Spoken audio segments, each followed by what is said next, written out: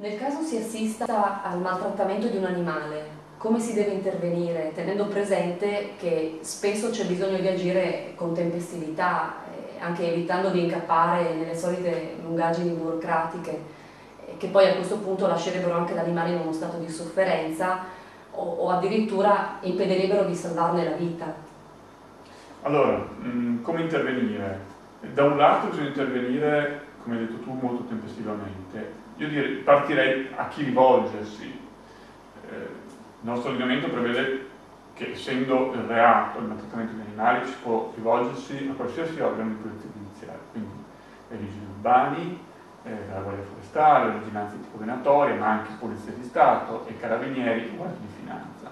Quindi tutti coloro che svolgono questo tipo di attività di pubblica sicurezza, quindi che sono tenuti a intervenire in caso di stia compiendo un reato.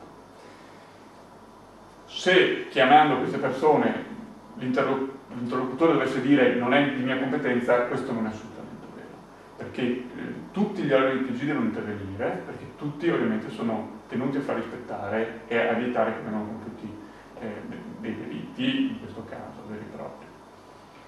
È chiaro che ci sono delle competenze più specifiche, quindi ci sono anche le circolari e dei decreti ministeriali che individuano le forze dell'ordine, diciamo, più che si attengono, che intervengono, diciamo, in modo anche più competente in questi casi, che sono il Corpo Forestale dello Stato o regionale, se si chiama più Venezia Giulia, non a caso, ovviamente la vigilanza anticovenatoria della provincia e le polizie municipali, perché hanno delle competenze, diciamo, un po' più specifiche, quindi rivolgersi immediatamente.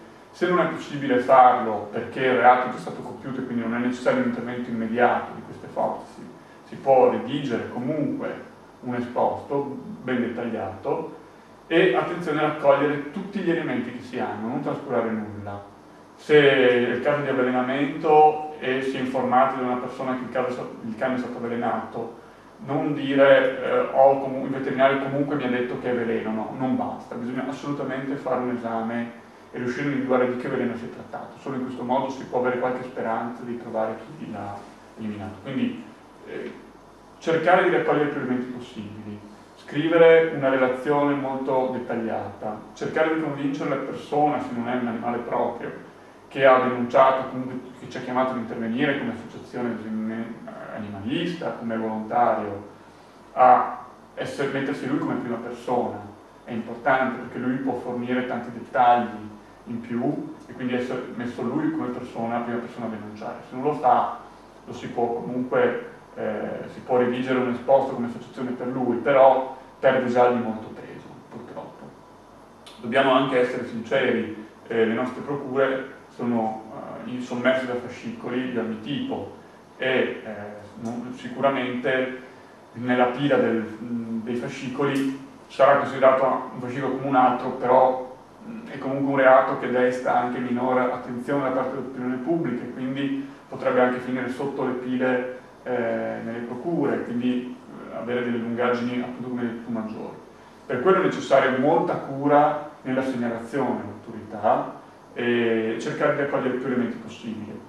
E poi consiglio sempre di rivolgersi alle associazioni che hanno anche molti legali che si occupano di questa materia e sanno anche come fornire più dettagli, più materiale affinché poi anche il pubblico ministero che si trova al fascicolo abbia effettivamente degli elementi utili per proseguire l'azione penale. È difficilissimo individuare gli autori di questi reati se non c'è un testimone oculare, per questo dico sono importanti i dettagli.